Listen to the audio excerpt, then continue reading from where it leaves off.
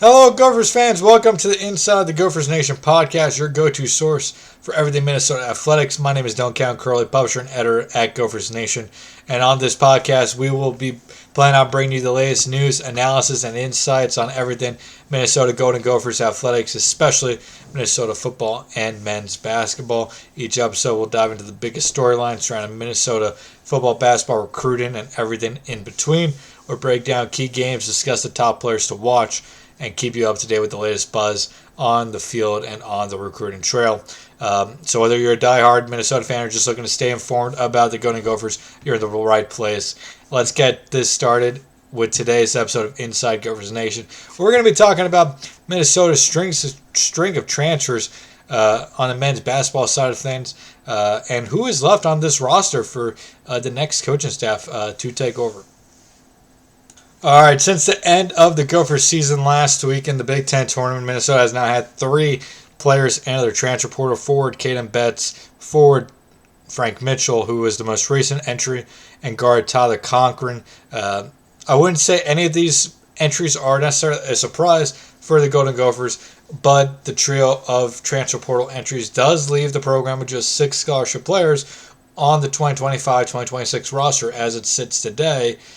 Including, I believe, and I'll double check this as we go on, only 2 true forwards. So, Niko Medved, if that hiring does get across the finish line, which our subscribers over at Gophers Nation, which you can find at www.minnesota.rivals.com, we've been saying since Ben Johnson was fired that Niko Medved was going to be the top target for the Gophers, and we've been reporting since. It would have been the morning after last Thursday, I guess it was, a week from today, that Medved was the top target, and the Gophers were going to try to get that one across the finish line fast. Of course, Colorado State is in the NCAA tournament, and they take on Memphis on Friday before potentially facing the winner of Maryland and Grand Canyon on Sunday if they were to knock off the Tigers on Friday. Once Colorado State's tournament does come to an end, we do expect Minnesota to be able to get that hiring across the finish line, which would be big for the program. So if Medved does get the job, does officially get hired, he has a lot of work to do with just 6 guys on the roster. Don't forget, this season, for this upcoming season, the roster limitation scholarship-wise goes from 13 to 15 for college basketball. So he has 9 scholarships to work with here. But let's get back to the departures. We start with Kadyn Betts. He entered on Thursday, redshirt sophomore, about to be a redshirt junior, coming off his 3rd season with the program. His biggest season yet in terms of game play, playing in the games. 22 games played, average just under 25 minutes per contest, though, as the Gophers did have, Dawson Garcia, Parker Fox, Frank Mitchell, and Trey Edmonds all play more time at forward. All in all, had 30 points scored on the season, averaged, I believe, about just over 1 point per game this season, if I'm remembering correctly here. 1.4 points per game, and a half rebound per game this season. Shot 45.5% from the floor, was 10 for 22 and 6 of 15 from 3-point range. Both small sample sizes in general. Not terribly surprised that Betts entered the portal. I thought this was going to be a strong possibility, even if Ben Johnson was retained. 33 seasons, just 30 games played. Only 162 minutes on the court in those 30 games played. Hasn't really had a big impact yet. Now, obviously, the Gophers were going to be with that. We're going to have a majority of a new roster next season because they're going to lose most of their roster to eligibility after this season, anyways. But just I didn't see a role for him going forward based off what we've seen so far out of him and how Ben Johnson had chose to use him. Now, he did have a Colorado State offer coming out of high school, so I do wonder if Niko Medved does officially get the job. Is he somebody that will try to recruit Betts back to Minnesota? That'll be something to watch. Betts was a 3-star prospect in 2022. Picked Minnesota over Akron, Colorado State, Nebraska, Northern Colorado, and Wyoming. But with his departure and Frank Mitchell, who we're about to get into, that leaves the Gophers with just Grayson Grove and incoming true freshman Jacob Ross as the only true forwards on the roster. They do have incoming freshman Parker Jefferson on the roster as well. He's more of a center, but you could fit him into that. Obviously, they're all in that big man category. But still, only 3 big men on the roster is something to be concerned about. If maybe not concerned about, but it's something worth absolutely knowing for Minnesota right now as they head into this coaching hire. Talking about Frank Mitchell, he entered the portal shortly after Kadyn Betts. 1 season with the program after transferring in from Vinicius. Had a solid impact, went on the floor, 4.9 points per game, 4.7 rebounds per game, shot 63.3%, played 29 games for the Gophers, started 9 of them, averaged just over 15 minutes a contest. I thought he was solid all in all when on the court. He has, I believe, 2 years of eligibility left, so he would have been a nice piece for the Gophers to retain going forward. I thought there was quite a bit of upside there. He showed quite a bit of upside at Canisius in 2023-2024 with 12.1 points per game and 7.5 rebounds per game while starting 31 games and averaging 30 minutes a contest. I don't think he was going to match that at Minnesota, but I think there was another step to his game where he could have been closer to 8 to 10 point guy next season for the Gophers, depending on the rotation and how everybody else developed. But nonetheless, he enters the portal, and like I said, leaves the Gophers with just 2 true forwards heading into next season. And then the other player who did enter the portal earlier this week was guard Tyler Cochran, who was expected to have a decent role for the Gophers in 2024-25, but suffered a foot injury prior to the start of the season. Early on, it was expected that he was going to potentially return in December for the Gophers, but that never came to fruition, and he never stepped on the court wearing the maroon and gold, and instead redshirted this season. So after having just 1 year of eligibility left, he'll retain that eligibility and now look for his 5th program in 6 years. He spent 2 seasons at Northern Illinois, 1 season at Ball State, 1 season with Toledo. 2 seasons with Toledo, 1 season with the Gophers, and now we'll spend 1 season at a 5th program. It's unfortunate that we never got to see what he could do because he was really solid last season for Toledo, where he averaged about 14.5 points per game, averaged 9.2 points per game for Toledo the year before, and had 2 years back-to-back in Northern Illinois and Ball State in which he averaged double digits. Not necessarily thinking he was going to do that for Minnesota, but could have been a nice part of the rotation at guard, but nonetheless, he enters the portal as well. In terms of guards for the Gophers going forward, that leaves them with Brennan Rigsby, Isaac Asuma, and Kai Shinholster, the incoming true freshman out of Philadelphia. Apologies for mispronouncing Isaac's last name, Isaac Asuma. Obviously, former high prospect, Minnesota native. He flashed quite a bit as a true freshman for the Gophers. I definitely think he has some upside going forward. If he does return from Minnesota next year, I do expect him to take a big step and be one of the offensive leaders for this Gophers team. Averaged 5.6 points per game, 2.9 rebounds this season. Shot 43.7% from the field. Shot 35.7% from three-point range, which is pretty solid, all things considered. Played 32 games and averaged just under 25 minutes per contest. Had a pretty quality role on an experienced laden Minnesota team this year. I think that experience this year for him is going to play a big part in his development going forward.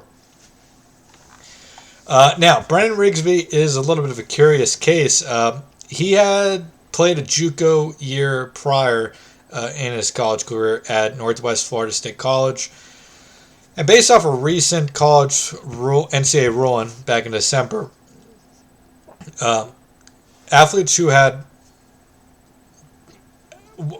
had no eligibility left and were still within their 5 years of general eligibility in college would be able to have a waiver to gain an extra year of eligibility. So Rigsby, not more in general terms, Rigsby has the potential of returning for the 2025-2026 season for the Gophers, which could be quite big. I mean, we saw what he could do this season at times, especially there later in the season when he had two really impressive games against Nebraska and Wisconsin back-to-back, scoring 20 points against Nebraska, 18 points against Wisconsin.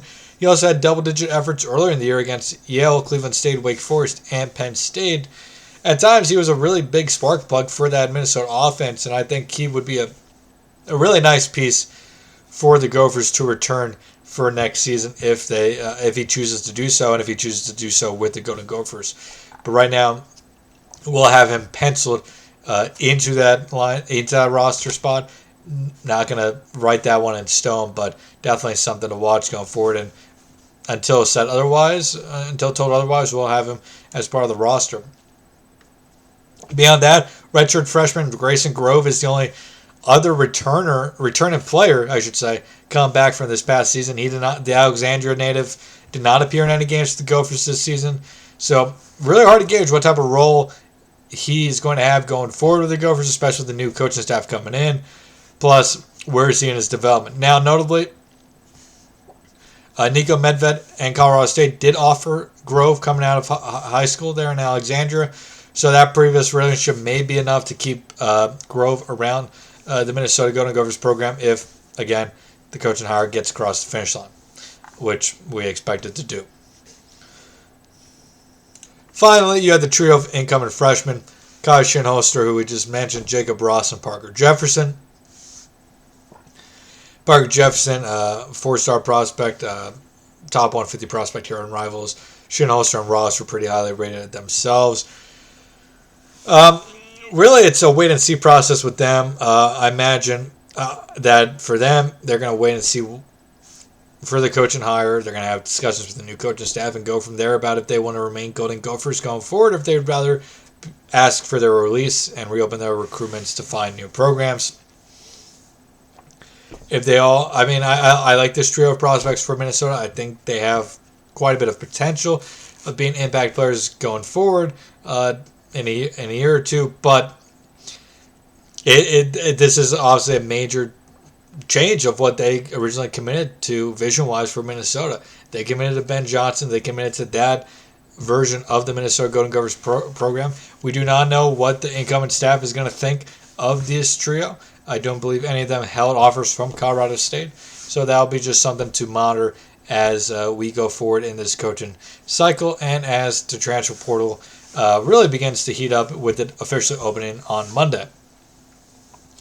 But as of right now, those are the six players that are expected to be on the Gophers roster for next year as of now. But I will say there is nothing that is set in stone right now in college basketball.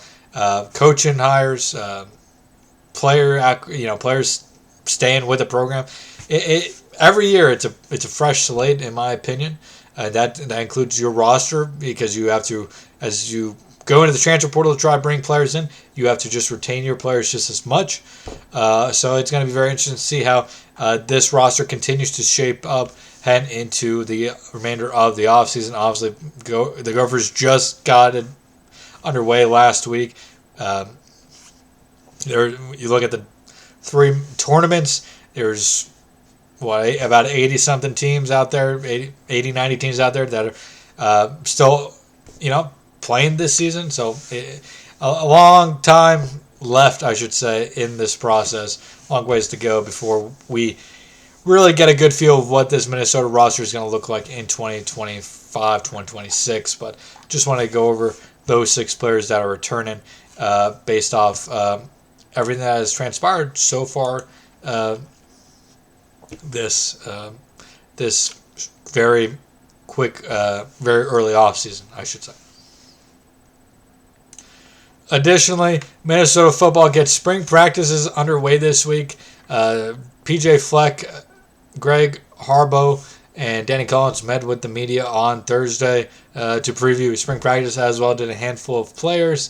So be sure to stay tuned on Gophers Nation for articles off those press conferences for Fleck, the coordinators, and the players. And we'll be sure to probably have a podcast in the upcoming days to discuss some takeaways from that, and just as we begin to preview the Golden Gophers head into spring practice this year. For now, though, we're going to wrap this podcast up. I hope you enjoyed the first podcast of Inside Gophers Nation. Be sure to subscribe here on YouTube as well as on your favorite podcasting platform. And be sure to go over to minnesota.rivals.com to read all of our content there. We have plenty of content just over the last few days covered Minnesota basketball, football, and much more. Spring practices mean spring recruiting visits. We have a ton of spring recruiting articles up over there as well. So be sure to go over there, minnesota.rivals.com, to get the latest news, tidbits, rumors, and more surrounding Minnesota football, basketball, and much more. Other than that, be sure to head over to X and follow us over on X at Minnesota Rivals. You can follow myself at RivalsDylanCC. But until next time, everybody, have a great day. Enjoy the first weekend of March Madness, and we'll talk to you all real soon.